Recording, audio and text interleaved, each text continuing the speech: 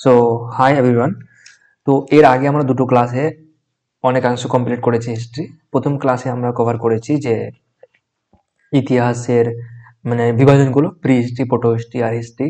তারপর আমরা পরের ক্লাসে আমরা করেছিলাম যে ইতিহাসের মানে স্রোত কি বা উৎসটা কি সেটা কভার করেছিলাম। তো সেই ক্লাসটা কিন্তু মানে কমপ্লিট হয়নি আমাদের, মানে হাফ কমপ্লিট হয়েছিল। আজকে আমরা বাকিটুকু কমপ্লিট করার চেষ্টা করবো এই ক্লাসে। আই হোপ তোমরা ক্লাসকে এনজয় করছো, আর ক্লাস কেমন লাগছে অবশ্যই কমেন্টে জানাবে তোমরা। আর এই নোটটা যদি পেতে চাও তাহলে আমার হোয়াটসঅ্যাপ নাম্বার রয়েছে আমাদের ইউটিউব চ্যানেলের, যে ডেসক্রিপশন পাবে তুমি ইউটিউব চ্যানেলটাতে ক্লিক করলে পেয়ে যাবে আমার ওখানে ইমেল আইডি এবং হোয়াটসঅ্যাপ নাম্বার। সেই হোয়াটসঅ্যাপে তুমি মেসেজ করলেই তার মানে পেয়ে যাবে নোটগুলো, ঠিক আছে? বা ওখানেই সব মানে কন্ট্যাক্ট পেয়ে যাবে আমার, ওখানে কন্ট্যাক্ট করো, তা জানিয়ে দেওয়া হবে কিভাবে পাবে। তো আমরা গত ক্লাসে করেছিলাম আমরা যে বেদ, চতুর্বেদ অব্দি আমরা কভার করেছিলাম, ঠিক আছে? এবার আমরা দেখবো কিছু নেক্সট। এবার দেখো বেদ, বেদের কি হচ্ছে আমাদের কি বেদাঙ্গ রয়েছে 6টি, মানে বেদকে সঠিকভাবে বোঝার জন্য এই 6টি শাখা মানে অতি আবশ্যক। বেদ যে রয়েছে, বেদকে যদি আমরা সঠিকভাবে বুঝতে চাই তাহলে আমাদেরকে বেদাঙ্গগুলো জানতে হবে। সেই বেদাঙ্গগুলো কি কি সেটা আমাদের লাগবে। তাহলে এখানে 6টি হচ্ছে আমাদের বেদাঙ্গ। পরীক্ষা আসবে যে বেদাঙ্গ কটি, সেটা হচ্ছে 6টি।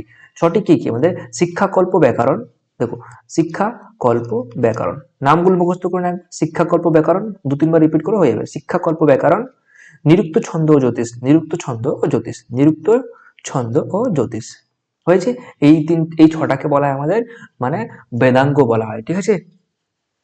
তাহলে শিক্ষা মানে এই মানে এক একটা এগুলো, এই যে শিক্ষাকে নাক মনে করা হয়, কল্পকে হাত, ব্যাকরণকে মুখ, নিরুক্ত হচ্ছে কান, ছন্দ হচ্ছে পা এবং জ্যোতিষ হচ্ছে চোখ। এই যে যদি সবগুলো জিনিস জানবে তবে কিন্তু তুমি বেদকে ভালো করে পড়তে পারবে। যারা কিন্তু বেদ পড়েছেন, যে ব্রাহ্মণরা রয়েছেন, তারা কিন্তু এই সবগুলো বিষয়ে জ্ঞান রাখে।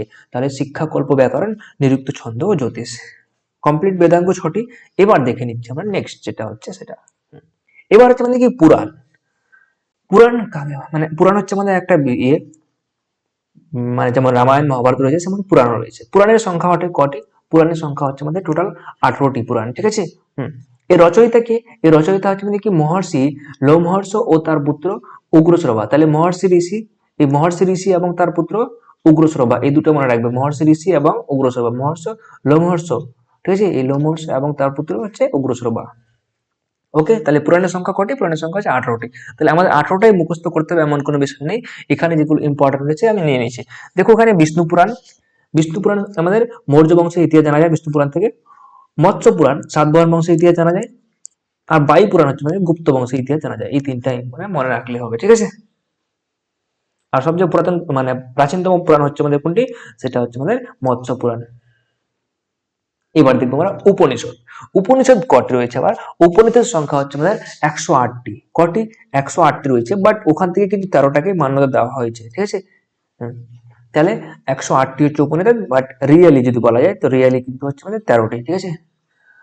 এবার উপনিষদ আমাদের সবগুলো তো মুখস্থ করতে হবে না, 118টা বা 13টা, আমাদের কিছু কিছু নিয়ে নিচ্ছেন। দেখো বৃহদারণ্যক উপনিষদ যেটা হচ্ছে এটি সবচেয়ে বড় ও প্রাচীন। তাহলে সবচেয়ে বড় উপনিষদ কোনটি? সেটা হচ্ছে বৃহৎ আরণ্যক বা বৃহৎ আরণ্যক বা বৃহদারণ্য, ঠিক আছে?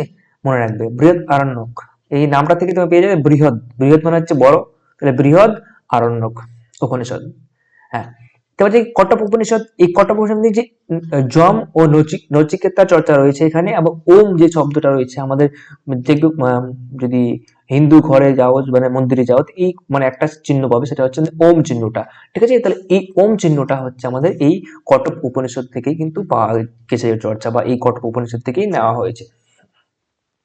এবার হচ্ছে Mundaka Upanishad. Mundaka Upanishad very very important. এখানে আমাদের যে ভারতবর্ষের এমব্লেম রয়েছে সেখানে সত্যমেব জয়তে, ঠিক আছে? সত্যমেব জয়তে রয়েছে। এই সত্যমেব জয়তের যে মানে ওয়ার্ডটা নেওয়া হয়েছে, মানে এই ওয়ার্ডটা নেওয়া হয়েছে আমাদের এই মুন্ডক উপনিষদ থেকে নেওয়া হয়েছে, ঠিক আছে? তাহলে সত্যমেব জয়তে নেওয়া হয়েছে কোথা থেকে? মুন্ডক উপনিষদ থেকে। এবার হচ্ছে কি জাবাল উপনিষদ বা জালপ উপনিষদ, এটাকে জালপও বলা হয়, কখনো এই জাবালপও বলা হয়, এটাকে কেটে দিলেও হবে। জালপ উপনিষদ, এখানে কিন্তু বিষ্ণু, ব্রহ্মা ও মহেশ, যে এই তিনজন মানে ইয়ে রয়েছে আমাদের, মানে ত্রিমূর্তি রয়েছে, ঠিক আছে? এই ত্রিমূর্তি বা ত্রিদেব বলা হয়, এদের ত্রিদেবের চর্চা রয়েছে আমাদের কিন্তু এই জালক উপনিষদে, দেখেছে? বিষ্ণু, ব্রহ্মা ও মহেশ। তাহলে ত্রিদেবের চর্চা রয়েছে কোথায়? আমাদের জালক উপনিষদে। এবার হচ্ছে আলোপ উপনিষদ, এইটি হচ্ছে সবচেয়ে শেষের উপনিষদ, ঠিক আছে। এর রচনা আকবরের সময় হয়েছিল, মানে একটা মানে এই মুঘল যুগে যে হয়েছিল না, মুঘল যুগে কিন্তু এটা হয়েছিল। আলোপ উপনিষদ হচ্ছে নাকি সবচেয়ে লাস্টের, আর সবচেয়ে প্রাচীন হচ্ছে কোনটা, বৃহদারণ্যক উপনিষদ। ওকে, তো আমাদের উপনিষদ হলো 108টি, তার মধ্যে 13টিকে মান্যতা দেওয়া হয়েছে। বৃহদারণ্যক উপনিষদ হচ্ছে সবচেয়ে বড় ও প্রাচীন। তারপর কঠোপনিষদ উপনিষদ হচ্ছে নাকি নচিকতা ও যম কথা বা ওমের চিহ্ন রয়েছে এখানে। মুন্ডক উপনিষদ হচ্ছে আমাদের সত্যমেব জয়তে। জালপ উপনিষদ হচ্ছে ত্রিমূর্তির কথা রয়েছে। আর আলোপ উপনিষদ হচ্ছে নাকি সবচেয়ে লাস্টের বা নিউ ওয়ান। নেক্সট দেখে নেবো। আই হোপ এটুকু কমপ্লিট হয়েছে। এবার হচ্ছে স্মৃতি সাহিত্য। দেখো স্মৃতি সাহিত্য হচ্ছে মানে কি, কিছু কিছু সাহিত্য ছিল মানে স্মৃতির মানে স্মৃতি ছিল, সেগুলোকে আমাদের লিখে দেওয়া হয়েছে পরে, ঠিক আছে। এগুলো হচ্ছে কি এই স্মৃতি সাহিত্যগুলো থেকে আমরা কি বিভিন্ন রাজবংশের তথ্য পেতে পারি, মানে পেয়ে থাকে। এই স্মৃতি সাহিত্যের সংখ্যা হচ্ছে কিন্তু 36টি। তো স্মৃতি সাহিত্য কটি, দ্যাট ইজ 36। ওকে, এবার দেখো বিষ্ণু ও নারদ স্মৃতি, এর দ্বারা আমাদের গুপ্ত যুগে পরিচয় যায়, মানে কি সবগুলো তো আমরা লার্ন করবো না, যেগুলো যেগুলো ইম্পর্টেন্ট সেগুলোকে দেখবো। বিষ্ণু সাহিত্য ও নারদ স্মৃতি যে রয়েছে, বিষ্ণু স্মৃতি ও নারদ স্মৃতি, এখান থেকে আমরা গুপ্ত যুগের ইতিহাস সম্পর্কে জানতে পারি। আর যে মনুস্মৃতি রয়েছে এবং যাজ্ঞবল্ক্য স্মৃতি রয়েছে, এর দ্বারা কি হচ্ছে মৌর্যকালের তথ্য জানা যায়, ঠিক আছে। তাহলে যজ্ঞবাল্য ও মনুস্মৃতি রয়েছে, এখান থেকে আমরা কি মৌর্যকালের ইতিহাস জানতে পারি। এই মনুস্মৃতি রয়েছে, মনুস্মৃতি ভেরি ভেরি ইম্পর্টেন্ট মনে রাখবে। মনুস্মৃতি একে প্রতিক্রিয়াশীল বলা হয়। এতে উঁচু জাতিকে প্রাধান্য বা প্রেফারেন্স দেওয়া হয়েছে এবং নিচু জাতিকে দলিত ও মহিলাদের নিচু দেখানো হয়েছে। এর জন্য আমাদের ডক্টর বি আর আম্বেদকর কিন্তু মনুস্মৃতিকে পুড়িয়ে দিয়েছিল বা মানে বার্ন করে দিয়েছিল, ঠিক আছে। তাহলে মনুস্মৃতিতে যে এই জাতি উঁচু নিচু দেখানো হয়েছে মানুষকে, সেটা কিন্তু এই মনুস্মৃতি থেকেই নেওয়া হয়েছে, ঠিক আছে। এবার হচ্ছে আমাদের কি যাজ্ঞবল্ক্য স্মৃতি, সেটাতে নাকি জুয়া খেলাকে উচিত বলা হয়েছে। এখানে মানে বলা হয়েছে যে ইউ ক্যান প্লে ডাইস, মানে ডাইসকে এখানে মানে পক্ষপাতিত্ব করা হয়েছে। এবার মনুস্মৃতিতে কি বলা হয়েছে, পুরুষদের বিবাহের বয়স 25 বছর করা হয়েছে, মহিলাদের 12 বছর করা হয়েছে। কতটা ডিফারেন্স দেখতে পাচ্ছ?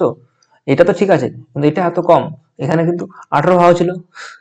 তাহলে 25 বছর মানে ছেলেদের, আর মেয়েদের ছিল কত, 12 বছর। আর এখানে কত প্রকার বিবাহের কথা বলা হয়েছে, 8 প্রকার বিবাহের কথা বলা হয়েছে। সেই 8 প্রকার বিবাহের নাম কিন্তু আমরা নেক্সট ক্লাসে দেখে নিব অবশ্য। সেগুলো কি কি হয়, সেটা হচ্ছে আমাদের প্রজাপতি,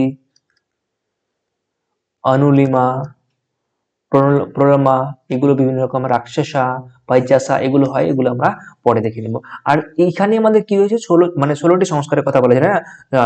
আমাদের যে ভারতবর্ষের সংস্কারগুলো হয়ে থাকে মানে হিন্দু ধর্মে, সেটা হচ্ছে 16টি সংস্কার। একটা যখন মানে গর্ভপাত হয় তখন একটা সংস্কার হলো, তারপর যখন মানে জন্ম হচ্ছে জন্ম সংস্কার আলাদা হচ্ছে, তারপর অন্নপ্রাশন হয়, মানে খাওয়ানোর সময় অন্নপ্রাশন, অন্ন, তারপর হচ্ছে কি চুল কাটা হয় মাথার, তখন আলাদা একটা প্রসন্ন হয়। এইভাবে কিন্তু প্রসন্ন চলতে চলতে চলতে দেখি যখন মরে যায়, সেটা হচ্ছে অন্তিম সংস্কার। কি হয়, অন্তিম সংস্কার। এটা হচ্ছে নাকি লাস্ট সংস্কার বা লাস্ট। তাহলে ঠিক আছে, এই অন্তিম সংস্কার অন্ত্যেষ্টি বলে থাকে। কি হয়, অন্ত্যেষ্টি। তাহলে 16টি সংস্কারের কথা বলা হয়েছে আমাদের এই মানে বৈদিক যুগের ঠিক আছে, মনুস্মৃতিতে। নেক্সট এবার ইসে আমাদের বৈদিক যুগে ঋণের কথা বলা হয়েছে 3 প্রকার ঋণ। একটা হচ্ছে দেব ঋণ, মানে দেবতার প্রতি একটা ঋণ আছে। একটা ঋষি ঋণ, যেমন যে গুরু রয়েছে, গুরুর প্রতি একটা ঋণ থাকবে। একটা হচ্ছে নাকি পিতৃ ঋণ, তোমার যে পিতা রয়েছে সেটার প্রতি একটা ঋণ থাকবে। তো 3 প্রকার ঋণ তোমাকে শোধ করতে হবে। সেটা হচ্ছে একটা দেবতার প্রতি, একটা হচ্ছে ঋষির প্রতি মানে তোমার যে গুরু আছে গুরুর প্রতি, একটা হচ্ছে তোমার পিতার প্রতি। পুরুষার্থ কথা 4 প্রকার বলা হয়েছে। এটাও ইম্পর্টেন্ট যে কয় প্রকার পুরুষার্থের কথা বলা হয়, 4 প্রকার। ধর্ম, অর্থ, কাম্য আর মোক্ষ। তোমার যদি মানে পুরুষ হও, তাহলে তোমার মধ্যে একটা ধর্ম থাকা উচিত। ধর্ম মানে কি তোমার একটা ডিজায়ার, গোল, কোনো কিছু একটা, ঠিক আছে, এটা ধর্ম। পুরুষ মানে তোমার কাছে অর্থ থাকা উচিত। কাম্য মানে সেক্সুয়াল ডিজায়ার থাকা উচিত, তবেই তুমি পুরুষ হবে, ঠিক আছে। এবার মোক্ষ মানে তোমার কিন্তু এই যে এইসব জিনিস থেকে তুমি মোক্ষ পেয়ে গেছো, এগুলোকে মোক্ষ বলা হয়, ঠিক আছে। হ্যাঁ, এবার এখানে কিন্তু আমাদের মানে চতুর আশ্রমের কথা বলা হয়েছে, বা আশ্রমের সংখ্যা ছিল কটি, 4টি। তাহলে চতুর আশ্রমের কথা বলা হয়েছে আমাদেরকে ইসে এই মানে আমাদের বৈদিক যুগ থেকেই পাই আমরা চতুর আশ্রমের কথা। কিসের কথা, চতুর আশ্রম।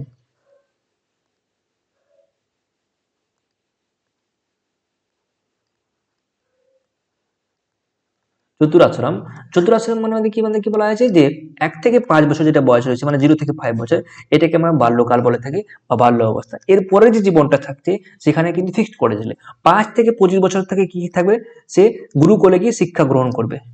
ঠিক আছে, ব্রহ্মচর্য বলে, এটাকে কি বলে, ব্রহ্মচর্য বলে। ঠিক আছে, এবার 25 থেকে 50 বছর পর্যন্ত কি বলেছে, 25 বছরে বিয়ে করবে, এবার 50 বছর পর্যন্ত মানে এই 25 বছর কি করবে, পারিবারিক জীবন মানে পালন করবে, এটাকে বলে গৃহস্থ জীবন। তাই হচ্ছে ব্রহ্মচার্য, গৃহস্থ, তারপর হচ্ছে বানপ্রস্থ। 50 থেকে 75 বছর পর্যন্ত গেলে বানপ্রস্থ কি করবে, বানপ্রস্থ মানে কি বলেছে, এবার সামাজিক ও ধর্মীয় জীবন, এবার কি বলে, নেতা দুনিয়া হয়ে ঘুরে ঘুরে বেড়াবে, সমাজের যেগুলো কাজ আছে সেগুলো করবে। ঠিক আছে, এবার যেটা লাস্ট এজ মানে 75 হয়ে গেল, তখন তুমি রিটায়ার হয়ে গেছে, এবার লাইফ থেকে রিটায়ার নিয়ে যায়, চলে যাবে একটা কোথাও বনে গিয়ে তপস্যা করো। তাহলে এইভাবে কিন্তু চতুরাশ্রম ব্যবস্থা ছিল আমাদের হিন্দু ধর্মে। ঠিক আছে, আবার বলে দিচ্ছি, ব্রহ্মচার্য 5 থেকে 25 বছর, তারপর হচ্ছে আমাদের কি গৃহস্থ, তারপর হচ্ছে আমাদের কি বানপ্রস্থ, আর একটা হচ্ছে আমাদের ইয়ে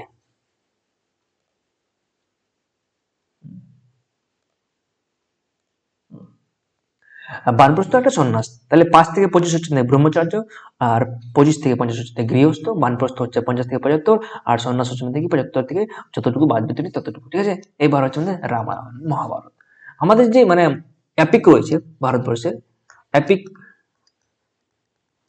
বা মহাকাব্য, মহাকাব্য আমাদের দুটি, কিন্তু কটি রয়েছে মহাকাব্য, মহাকাব্যের সংখ্যা হচ্ছে দুটি, একটা হচ্ছে রামায়ণ, একটা হচ্ছে মহাভারত। রামায়ণ আর একটা হচ্ছে মহাভারত। কি হচ্ছে একটা মহাভারত। ঠিক আছে, তাহলে রামায়ণ আর মহাভারত হচ্ছে দুটি আমাদের এপিক। তাহলে আমাদের রামায়ণ দেখে নেবো আগে। রামায়ণকে কি বলা হয়, আদি কাব্য বলা হয়। এটি মূলত ভগবান রামের জীবনের কাহিনী রয়েছে। ঠিক আছে, এর রচয়িতা হচ্ছে কি মহর্ষি বাল্মীকি, এর রচয়িতা কি হচ্ছে মহর্ষি বাল্মীকি, ইম্পর্টেন্ট। তাহলে রামায়ণের রচয়িতা হচ্ছে কি মহর্ষি বাল্মীকি। এতে শ্লোকের সংখ্যা কত রয়েছে, এখানে যখন মানে শুরুতে মানে ছিল তখন ছিল 12,000 ছিল, এখন সেটা কত হয়েছে 24,000 হয়ে গেছে। ঠিক আছে, এখন কত হয়েছে 24,000 হয়েছে, এটি একটি বিশাল সংকলন। হ্যাঁ, এখানে দেখো যে পার্ট গুলো রয়েছে, চ্যাপ্টার রয়েছে, মনে করো একটা এখানে রামায়ণটা মানে চ্যাপ্টার ভাগে ভাগ করেছে। এই চ্যাপ্টার গুলোর নাম দিয়েছে কি কাণ্ড, কি দিয়েছে কাণ্ড। তাহলে রামায়ণে মোট কটি কাণ্ড রয়েছে, 7টি কাণ্ড রয়েছে। কটি কাণ্ড, 7টি কাণ্ড, ভেরি ভেরি ইম্পর্টেন্ট, মনে রাখবে 7টি কাণ্ড রয়েছে রামায়ণে। বৃহৎ কাণ্ড হচ্ছে আমাদের কোনটি, সেটা হচ্ছে যুদ্ধকাণ্ড বা লঙ্কা কাণ্ড, হচ্ছে যুদ্ধ কাণ্ডটা হয়েছিল, সেটা কিন্তু সবচেয়ে বৃহৎ কাণ্ড। আর ক্ষুদ্রতম কাণ্ড হচ্ছে নাকি কিষ্কিন্ধা কাণ্ড। ঠিক আছে, আর গুরুত্বপূর্ণ কাণ্ড হচ্ছে দিকে সুন্দর কাণ্ড।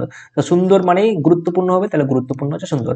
আর বৃহত্তম হচ্ছে মানে যুদ্ধ, যুদ্ধ হচ্ছে মানে অনেকক্ষণ ধরে যুদ্ধ হবে, তাহলে যুদ্ধ কাণ্ড। ওকে, নেক্সট দেখবো আমরা মহাভারত। তাহলে মহাভারত বিশ্বের দীর্ঘতম মহাকাব্য ও পঞ্চম বেদ হিসেবে পরিচিত। তাহলে সবচেয়ে মানে বিশ্বের যদি দীর্ঘতম মহাকাব্য দেখে সেটা হচ্ছে আমাদের কি মহাভারত কিন্তু। ঠিক আছে, আর এটা কি বলে পঞ্চম বেদও বলা হয়ে থাকে। এটি কুরু ও পাণ্ডবদের ধর্মযুদ্ধের কাহিনী রয়েছে। তাহলে কুরু এবং পাণ্ডবদের মধ্যে যে ধর্মযুদ্ধ হয়েছিল সেটা কিন্তু এখানে রচয়িতা মানে মানে লেখা রয়েছে। ঠিক আছে, এর রচয়িতা হচ্ছে কি মানে কি বেদব্যাস। তাহলে মহাভারতের রচয়িতা হচ্ছে কি বেদব্যাস। ঠিক আছে, তাহলে রামায়ণ হচ্ছে বাল্মীকি, আর এটা হচ্ছে বেদব্যাস। এই নামটা বড়টা মনে রাখার দরকার নেই, এটুকু মনে রাখবে। ঠিক আছে, বেদব্যাস। শুরুতে এর নাম ছিল কি জয় সংহিতা, এর নাম কি ছিল জয় সংহিতা। পরে শ্লোক সংখ্যা বেড়ে দাঁড়ায় 24,000, তার নাম হয় ভারত। বর্তমানে 1 লক্ষ শ্লোক থাকায় একে হচ্ছে মহাভারত নাম। আগে ছিল জয় সংহিতা, যখন 8,800টি শ্লোক ছিল, তারপর এটা 24,000 শ্লোক হয়ে গেল, মানে নাম রাখা হলো ভারত। তারপরে আবার শ্লোক বেড়ে গেল, তারপর এটা কি হলো মহাভারত নাম রাখা হয়েছে। ঠিক আছে, শত সাহস্রী সংহিতাও বলা হয়, এটাকে কি বলা হয়, শত সাহস্রী সংহিতাও বলা হয়। ওকে, যেমন ওটাকে আমাদেরকে মানে ভাগ করেছিলাম কটা, 7টি কাণ্ডে রামায়ণকে, তাহলে এটাকে আবার কটাকে 8টি কাণ্ডে ভাগ করা হয়েছে। এবার এই কাণ্ডগুলোকে কাণ্ড না বলে আমরা পর্ব বলে থাকি। কি বলে থাকি, ওখানে চ্যাপ্টার গুলোকে আমরা কাণ্ড বলে থাকি, তাহলে এখানে কি বলবো, এখানে আমরা পর্ব বলবো। ঠিক আছে, এখানে 7টি কাণ্ড ছিল, এখানে আমাদের কটি 18টি পর্ব। নেক্সট, ভীষ্ম পর্ব হচ্ছে একটি সবচেয়ে গুরুত্বপূর্ণ পর্ব। এই পর্বের অংশই হলো কি শ্রীমদ ভগবত গীতা, ভগবত গীতা। ঠিক আছে, তাহলে আমাদের কি মহাভারতের একটা যে পর্ব হচ্ছে সেটা হচ্ছে ভীষ্ম পর্ব, আর ভীষ্ম পর্বটা হচ্ছে আমাদের কি একটা শ্রীমদ ভগবত গীতা বা যেটাকে আমরা গীতা বলে থাকি। ঠিক আছে, তাহলে গীতা হচ্ছে কোথাকার, গীতা হচ্ছে আমাদের এই মানে ভীষ্ম পর্বেরই একটা অংশ। ঠিক আছে, শান্তি পর্ব এটা হচ্ছে কি এই মহাভারতের বৃহত্তম পর্ব। তাহলে সবচেয়ে বড় পর্ব হচ্ছে কোনটি, শান্তি পর্ব। ঠিক আছে, যেমন সবচেয়ে বড় যদি রামায়ণের কাণ্ড দেখো সেটা হচ্ছে কি যুদ্ধ পর্ব, আর মহাভারতে হচ্ছে কোনটা, শান্তিটা। ঠিক আছে, that's all about this. Next, এবার আমরা দেখবো আহ ইসে আমাদের কিছু অষ্টাঙ্গ মানে যোগ, মানে অষ্টাঙ্গ যোগ বা অষ্টাঙ্গিক যোগ, আমাদের যে যোগা হয়ে থাকে, তাহলে এখানে 8 প্রকার যোগার কথা বলা হয়েছে। সেই 8 প্রকার যোগা কি কি আমরা দেখবো। আমাদের পরীক্ষায় খুব কমই জিজ্ঞাসা করা হয় এগুলো, তবে জেনে রাখাটা একটা সেটিও তোমার পারলে লার্ন করে নিবে। আমি বলে দিচ্ছি আবার, প্রথমে হচ্ছে ইয়ামা, ইয়মা, নিয়মা, বা নিয়ম, ঠিক আছে। জম, বাংলা যদি বলি আমরা জম, মানে ওয়াই থেকে আমরা অন্তস্থ জ বলে দিই, জম। নিয়ম, লাস্টে দেখো আমরা যখন ইংলিশে কোনো কিছু লিখি ইতিহাস থেকে, মানে ইংলিশে, তখন লাস্টে এ লাগাই দিই। যেমন অশোক, তাহলে আমরা অশোক না লিখে অশোকা লিখি, কি লিখি? এবার যদি আমি রামায়ণ লিখি তো রামায়ণা, কি লিখি আমরা? রামায়ণা। আমার নাম যদি লিখি আমি, তো তোমরা লাভ করবে, তো আমার নাম লিখবো না আমি, আমার নামে নাম কিন্তু মেয়েদের নাম হয়ে যাবে, ঠিক আছে। তাহলে এটা লিখছি না। তাহলে জম, তাহলে ইয়মা, নিয়মা, আসনা বা আসন, ঠিক আছে। এবার হচ্ছে প্রাণায়াম, কি আছে? প্রাণায়াম, প্রাণায়াম, প্রত্যাহার, ধারণা বা ধরনা, ঠিক আছে। তারপর হচ্ছে কি ধ্যান, আর একটা হচ্ছে কি সমাধি। এই 8টা প্রকার যোগের নাম কিন্তু তোমরা মনে রাখতে পারো, ঠিক আছে। একবার লার্ন করে নেবে, ইয়মা, নিয়মা, আসনা, প্রাণায়ামা, প্রত্যাহার, ধারণা, ধ্যান আর সমাধি। That's all about this. Now let's go to this this is called ভারতের দর্শন। আমাদের কিন্তু দর্শন যে রয়েছে, সেখানে 6টি দর্শনের কথা রয়েছে। প্রাচীন ভারতের 6টি প্রধান আস্তিক দর্শন ও তাদের প্রবর্তক। তাহলে এই যে 6টি দর্শন রয়েছে, 6টাকে আমাদের একত্রে কি বলা হয়? স্বর দর্শন বলা হয়। কি বলা হয়? স্বর দর্শন। স্বর মানে হচ্ছে 6টি, আর দর্শন মানে দর্শন। তাহলে এবার এখানে তোমাদের মনে রাখতে হবে, এখানে মনে রাখবে এইভাবে তোমার যে কপিলের সাংখ্য দর্শন। এখানে কোনটা দর্শনের রচয়িতা কে, এটাকে তোমাকে লাগবে, ঠিক আছে। তাহলে কপিলের কি? কপিলের সাংখ্য দর্শন। গৌতমের হচ্ছে ন্যায় দর্শন। পতঞ্জলির হচ্ছে যোগ দর্শন। কণাদের হচ্ছে দেখি বৈশেষিক দর্শন।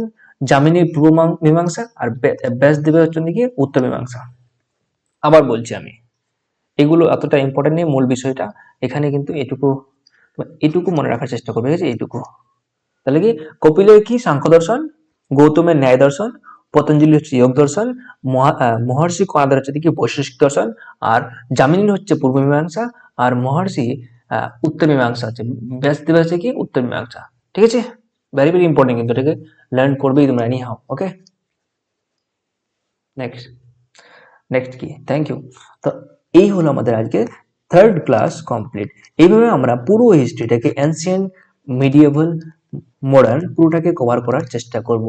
আই হোপ তোমাদের এই ক্লাসের পর আর তোমাদের জীবনেও অন্য ইতিহাস কোনো ক্লাস দেখার দরকার পড়বে না। যদি যে কোনো একটা পরীক্ষা তুমি পাস করতে চাও, ওয়েস্ট বেঙ্গলের কম্পিটিটিভ এক্সামে যদি তুমি ডেসক্রিপটিভ চাও বা ডব্লিউবিসিএস করতে চাও, তাহলে তোমাকে তো পড়তে হবে, পড়ার কোনো শেষ নেই। বাট তুমি যদি ওয়ান ডে এক্সাম গুলো ক্লিয়ার করতে চাও, এর বাইরে কিন্তু একটাও কোশ্চেন আসবে না। দ্যাটস মাই চ্যালেঞ্জ, ঠিক আছে। তো ভিডিওটাকে দেখলে ভালো লাগলো, আই হোপ সো। তারপর তোমাদের কোনো মতামত থাকলে অবশ্যই কমেন্টে জানাও। এর পরবর্তী ক্লাস আবার কালকে পেয়ে যাবে, কখন? 8 AM। তাহলে 8 AM ডেলি আমরা পেয়ে যাব ক্লাস ইতিহাসের। তারপর আমরা খুব শীঘ্রই নিয়ে আসছি তোমাদের জন্য, সেটা হচ্ছে আমাদেরকে পলিটি ক্লাস। কি ক্লাস? পলিটি ক্লাস, ঠিক আছে। আমাদের সংবিধানের ক্লাস, ঠিক আছে। তারপরে আমরা নিয়ে আসবো জিওগ্রাফি। এইভাবে আমরা কোর সাবজেক্টগুলো করার চেষ্টা করব, ঠিক আছে।